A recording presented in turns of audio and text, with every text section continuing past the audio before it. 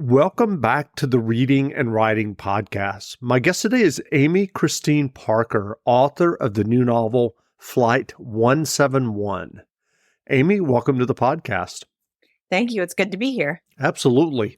Well, if someone listening hasn't yet heard about your new novel, Flight 171, how would you describe the novel?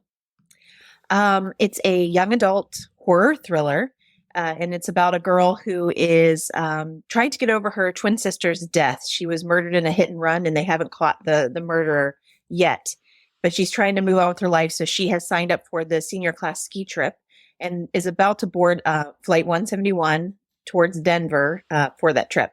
But once she gets on the plane with the rest of her classmates, there is a very strange elderly woman on the plane, sort of creepy, that gives her unsettling vibes. And once the plane takes off, this woman attacks one of the flight attendants and then puts the entire rest of the plane to sleep, except for this group of children.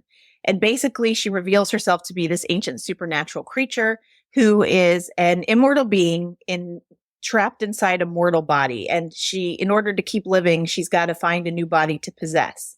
So she tells the kids that one of them needs to become her new body, but it's up to them to choose who it will be. And they have the remainder of the flight to do that, or she will crash the plane and everyone will perish. So the kids have to make this decision. And in order to sort of encourage them to do that over the in-flight entertainment system, she has them watch footage of each of their darkest secrets. So they sort of decide who they think will be the best sacrifice based on which kid seems to be the most twisted. And I'm curious, do you remember the original idea or impetus that led you to write Flight 171? Actually, very much like two other underlined authors. I'm part of Random House Underlined, Victoria and Faith wrote Horror Hotel. And they have a similar story to mine in that Wendy Logia had put out a tweet asking for story pitches for her underlined line of books that are romance and horror thriller. And when she put that tweet out, I wanted to try out. And the book I had been working on was a little too similar to another book in that line. And so I thought, I've got to come up with a new concept. So what could I do? And I've always been a huge Stephen King fan. And for whatever reason, Storm of the Century, one of his miniseries, popped into my head. It's something I've always kind of liked. And that was sort of similar in the vein that there was this creature that was asking this town to offer up one of its own as a sacrifice. And that story stuck with me as a kid. I was really upset by it when I watched it on TV. I thought it was kind of unsettling and scary. And so I guess I was thinking about that at the time that I was trying to think about what I could write. And I thought, what would that be like if you were, instead of adults trying to make this decision, what if you were teenagers? And how do you decide who to choose for a sacrifice? Like, what are the parameters you would use? And how would that be different if you were a teenager as opposed to an adult? And so that was kind of the impetus for it. And then I've always had sort of a fear of flying, not necessarily being up in the air, but the takeoff and the landing. And so when I saw Final Destination, the movie, that was another thing that stuck with me. So every time I got in a plane after that, I would always think of that opening sequence where it shows a plane crashing like as it's taking off. Yeah, it kind of blows up in the air. And so I had these two things and I sort of married them together. And that's sort of how Flight 171 came about. That's great. Well, as you mentioned, it is a young adult novel. What appeals to you about writing for young adults? I think I like writing for young adults because I was a teacher once upon a time. And so I always liked talking to younger kids sort of about their experiences because they're fresh. They're having them for the first time. Life sort of is wide open and you really don't know much about who you are yet and who you're going to become and what your life is going to look like. And there's something sort of inherently conflicted about that. Like there's a lot of tension in that decision-making process, trying to figure out what direction your life is going to take and who you actually are and what your own morality and principles and ethics will be. And so I think I always kind of revisit that time period, that coming of age time when you're trying to figure out like, what do you think is right and wrong? And what are you willing to do to stand up for your principles and what that looks like when you're trying to do that for the first time. So it's something that I don't ever really tire of sort of investigating. That's interesting. Well, I'm curious, what was your initial writing journey that led you to writing your first stories and getting your first novel published? I call my writing career my midlife crisis. um, Basically, I had been a teacher once upon a time, and then I had children and I stayed home for a period of time with them while they were young. And about that time, I had listened to Dora the Explorer and some of these TV shows over and over and over with my kids. And we were playing and doing all the things that you do with small children. And it was wonderful, but it was also extremely routine. And it took up most of my life. And I think somewhere along the way, I started to wake up and realize, like, I really don't know who I am anymore. I'm a mom, but who else am I? And when they were starting to get close to school age, I thought, I'm going to have to kind of refigure that out. It's about time for me to go back to work. And when I started to consider the idea of going back to work as a teacher, I thought, I've been with kids for a long time. I'm not sure I want to go back. So if I don't, what would that look like? And I thought, what would I do if I weren't going to teach? What would I do? And I think that's the first time in my life that I had sort of the opportunity and time to sort of ask myself if I could do anything, like nothing was off the table because I didn't have a job or a set path at that moment. What would I do? And I had always been a huge reader and loved books and stories. And I think like it just popped into my head. That's what I would do. I would tell stories. If I could do anything, I would do that because that's the thing in my life that I love the most is reading and sort of getting lost in these other worlds. I mean, even as a kid, I like to play pretend to a really extreme degree. So I think that sort of came back to me in that moment. And literally at that point, I had zero training. I didn't know the first thing about writing. I hadn't written since college. And I literally Googled, how do you write a novel? And that's how it started. And how was it for you from that moment when you Googled?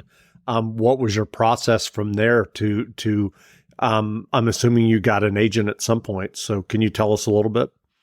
I did. I would say that the second I decided that I wanted to be a writer, it was almost as if I ignited a fire inside myself. I was completely obsessed with the idea. I don't know why that was the way it was, but it was almost as if I had finally discovered who I was meant to be.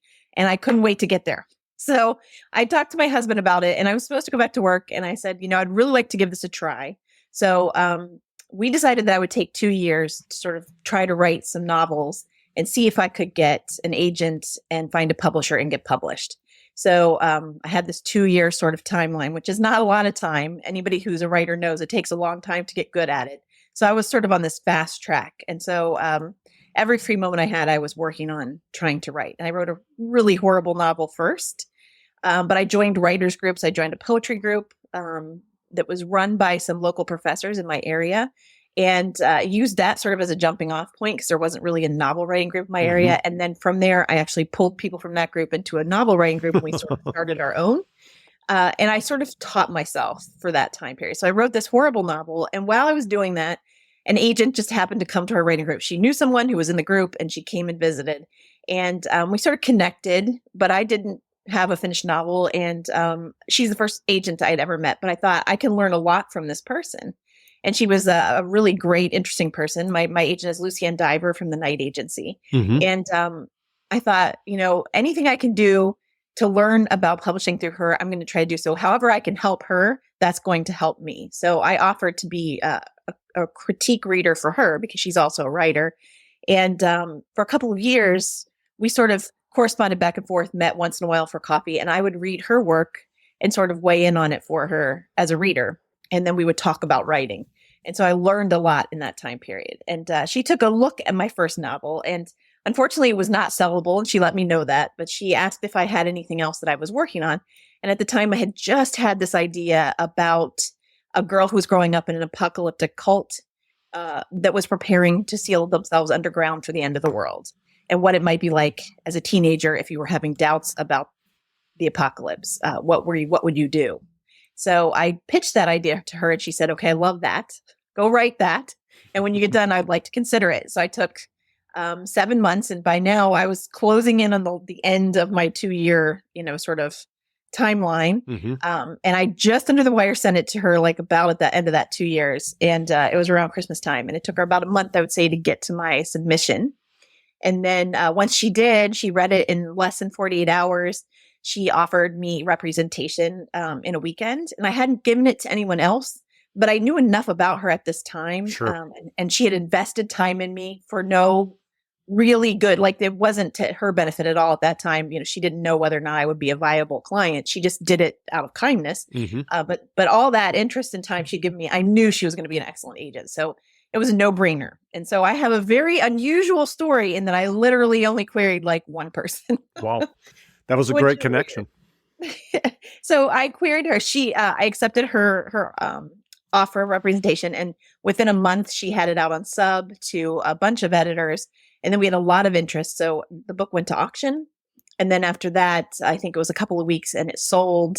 And it sold to my dream house, which was Random House. And Gated came out in 2013. So I made it just under the 2-year mark to get that. But I will say that is an extremely like outlier type story. And, sure. And since then, it hasn't been like it was smooth sailing. Like I would say I paid a lot of my dues on the back end. Right. Not on the front end. Which sometimes happens. Yep.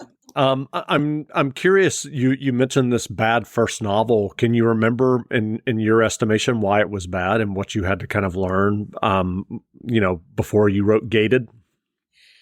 It was bad because it wasn't me. I think when you're a new writer, you don't know who you are as a writer, so you copy other people. And so at that time, this would have been 2011, somewhere in there. Hunger Games, Twilight, all of that was a big deal. But Twilight particularly was like still a big thing. The movies were coming out, rapid fire at that time. And I was thinking, well, this is what people like to read. So let me try to write something similar. And so I wrote something that was sort of in a romance vein with this separate fantasy world and a guy who was kind of aloof and dangerous. And this girl who's, of course, drawn to him for those reasons. That sort of tropey thing. But none of that was me. None of that is stuff that I would normally be drawn to in life. I'm a huge horror movie fan. I read thrillers and horror as a reader. So I don't know where I thought that romance and fantasy fit into that necessarily. Right. So, but I think I was thinking in terms of like what I saw that I thought other people thought was popular. And so it just wasn't me. And I think when it's not you, the passion that you put into the project is not there in the same way. And it's not something that you naturally can write well. It's harder to do. So once I realized, like, what am I writing? This is not really me. The only parts of that book that really sang were when I had something creepy happen.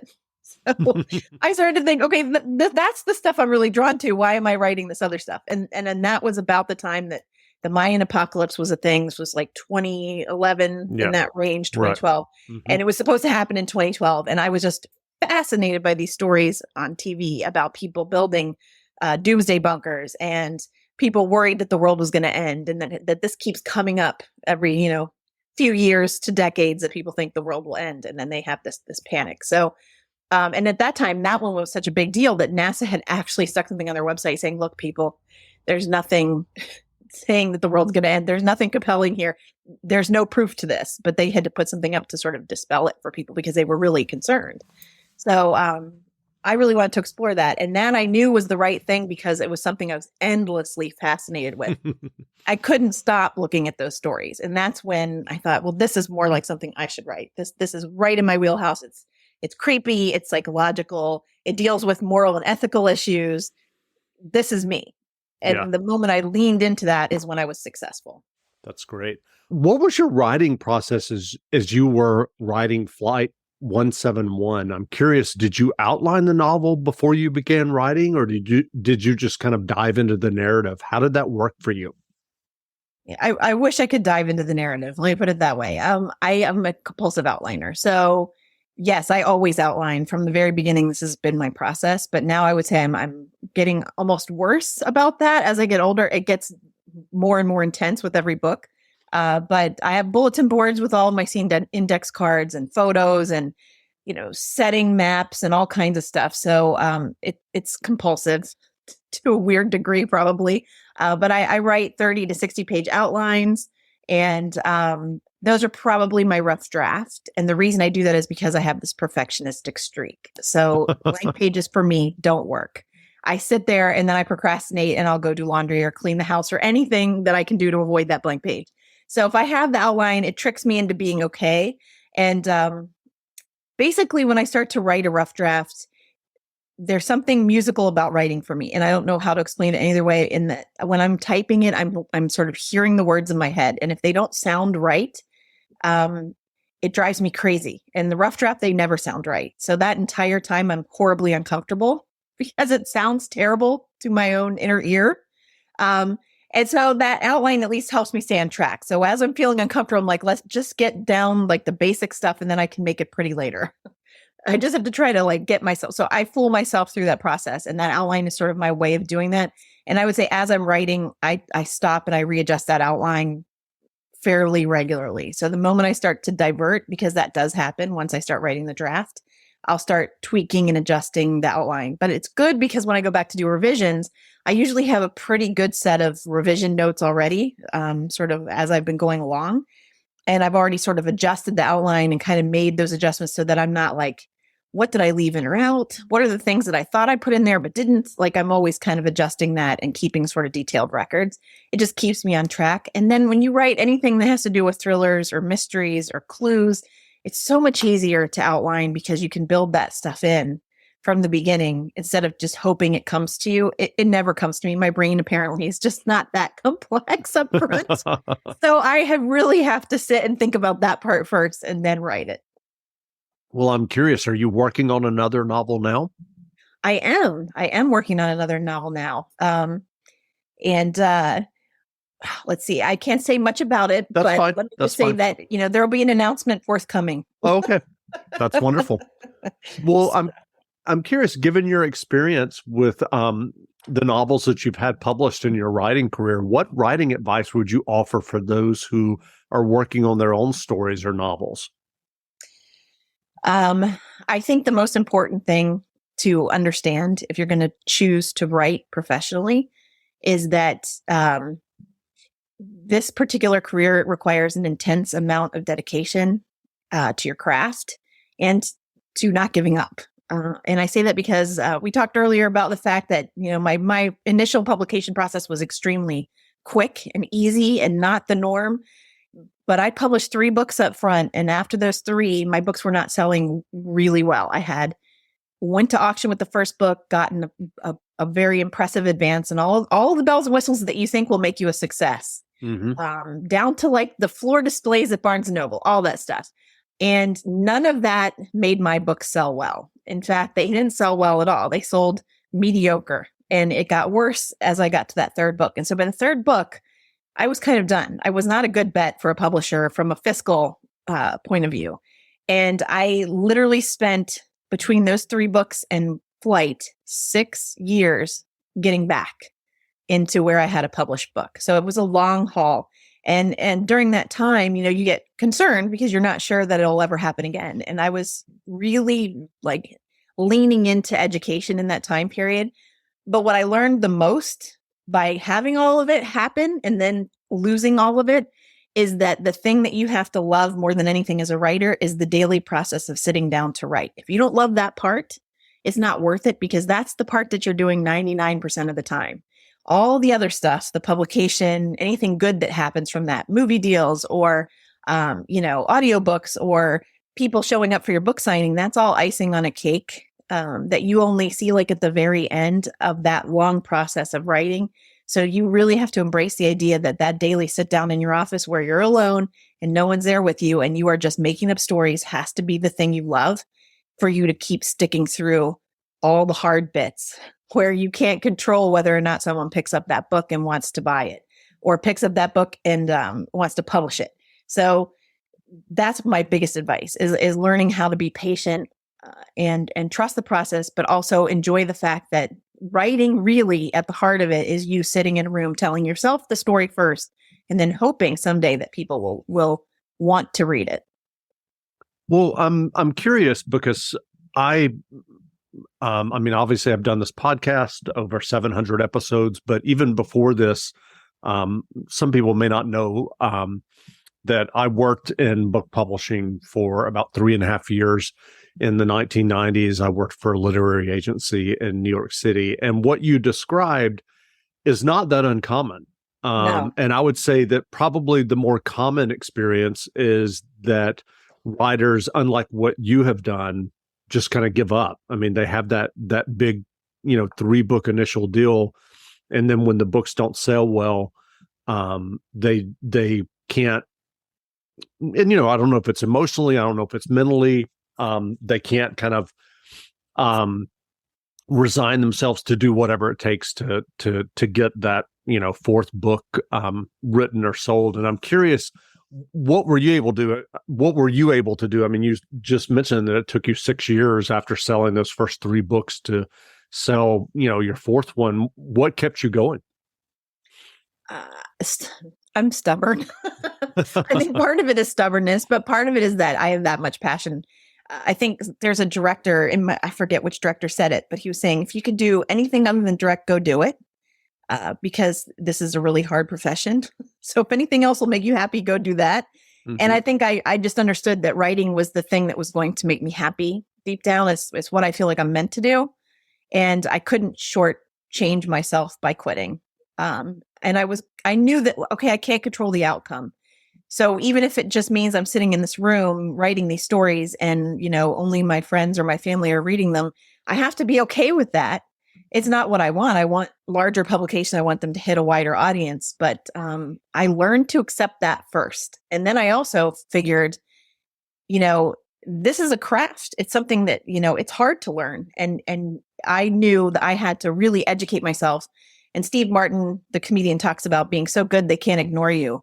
Right. I knew that was my goal too. So it helped me stick in there knowing that I had a lot to learn yet. So I still had potential to get published again because I hadn't learned everything I needed to learn. It's not like I knew everything about the craft, had tried everything, had exhausted everything, and I still wasn't getting published. I knew there were avenues I had not exhausted. I was a very new writer when I got published. I knew from reading a lot of biographies about writers that 15 to 20 years is the norm before people are fairly well known. That's the norm. And then there's a lot of writers who never get to that place. So this is sort of a long haul, long patience journey. And so I really was conscious about building up sort of my patience level, my pragmatism, and knowing that this was not something that was going to come real easy. It's not a fast, get there quick, get famous kind of thing. It's, I had to figure out, why was I doing this? And I was doing this because I love stories. That's primarily why I'm doing it. So if that's why I'm doing it, then the other stuff will come when it comes. I have to trust that it will, but I'm going to shortchange myself if I don't allow myself to explore storytelling every day a little bit, because that fundamentally is what I like. That's the thing that I'm trying to do first. Sure. And I'm just curious, in that intervening 6 years, were you ever tempted to kind of do indie publishing or self-publishing of any of the things that you were working on during that time? I had thought about indie publishing, but I wanted to give traditional publishing Sure. another big shot. Now, I say that, and indie publishing is on my table still. It's something I think about, especially the idea of being a hybrid author and sort of doing that thing. I did know early on I wasn't well suited to self-publishing, and that I'm not a quick writer. Right. So I needed to get better at what I was doing. That was my primary focus for those 6 years. I knew that above anything else was what I needed to do. Whether I went traditional or self-published, I needed to really nail down craft. And then from that point, it would be much easier for me to figure out which avenues I needed to take. But I think it was important for me personally to prove I could get back there into the traditional space. But now that I'm here, I'm extremely open to both, because I think both are really valid ways to make a living as an author. And I think, self-publishing, honestly, to do just traditional publishing, I'm not sure how realistic that is long term. I think you have to be open to every avenue, especially with how the world is changing and how, readers are changing. Sure. It's just smart business to do that. But for now, I've got a toehold. I'm trying to make that toehold be like a ledge that I can stand on. And then once I get a little bit of an audience, I think I will probably dip my toe into the self-publishing world as well. That's great. Well, what books have you read recently that you enjoyed, either novels or nonfiction? Okay. Let's see. Well, honestly, I'm a huge Paul Tremblay fan. So I'm super excited about M. Night Shyamalan is making his Cabin in the, I think it's Cabin in the Woods. Mm-hmm. Yeah, Cabin at the End of the World. That's it. Cabin at the End of the World. That's about to become like a movie, and I'm so excited about that. But I loved Survivor Song, which was one of his more recent ones. And I have his next one. It's the Pallbearers Club sitting on my desk. I'm on deadline for the novel I'm currently working on. And as soon as I'm done, that's the book I'm picking up. But I'm a huge fan of his, I would say. But let's see. Nonfiction, I read The Fourth Turning, which is an old book from like the 1990s, but really it just talks about historical cycles. Sure. Sort of where we are in historical cycles. I think politics and sort of where the news has been for a long time. Right. Where we are sort of with the pandemic and everything else. It's such a weird time. So I was looking for sort of historically, what have we been through before? What does this look like? And that book was actually talking about how everything that we've gone through is just part of a cycle. Right. And where that cycle comes in and during your lifetime just depends on when you were born. But all of that affects how you grow up, how you see things. So it's kind of an interesting book because it really talks about sort of the psychology of where you are. Like if you were born as a boomer, you came into a very different world. It was much more optimistic. Things were good. It was after World War II. And then, I'm Gen X, and Gen X was, we were kind of left on our own. We had more pessimistic view of things. It was a little different. And it sort of talks about where the world is right now and how this millennial generation will very much parallel the World War II generation in terms of having to sort of stand up and fundamentally change things for things to get better. So it's kind of an interesting read. That's interesting. Well, where can people find you online if they'd like to learn more about you and your novels? They can find me on my website, amychristineparker.com. I'm mostly on Instagram if we're talking about social media. And that would be Amy Christine Parr, just the P-A-R, because that's all that fits from my Instagram handle. So I would be there as well. I'm once in a while on TikTok, but I would say that's one of those places where I'm dabbling. And I think my teenagers probably love that that's all I'm doing right now because it's way embarrassing to have your mom on TikTok. That's great. Well, again, we've been speaking with Amy Christine Parker, author of the new novel, Flight 171. The novel is on sale now, so go buy a copy. And Amy, thanks for doing this interview. Yes, thanks for having me on. I enjoyed myself. Okay, wonderful.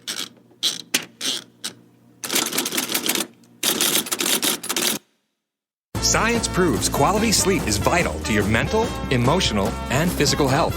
The Sleep Number 360 smart bed senses your movements and automatically adjusts to help keep you both effortlessly comfortable. And it's temperature balancing, so you stay cool. So you're at your best for yourself and those you care about most. Life-changing sleep, only from Sleep Number. It's our ultimate Sleep Number event. Save 50% on the Sleep Number 360 limited edition smart bed, plus special financing. Ends Monday. To learn more, go to sleepnumber.com. Special financing subject to credit approval. Minimum monthly payments required. See store for details.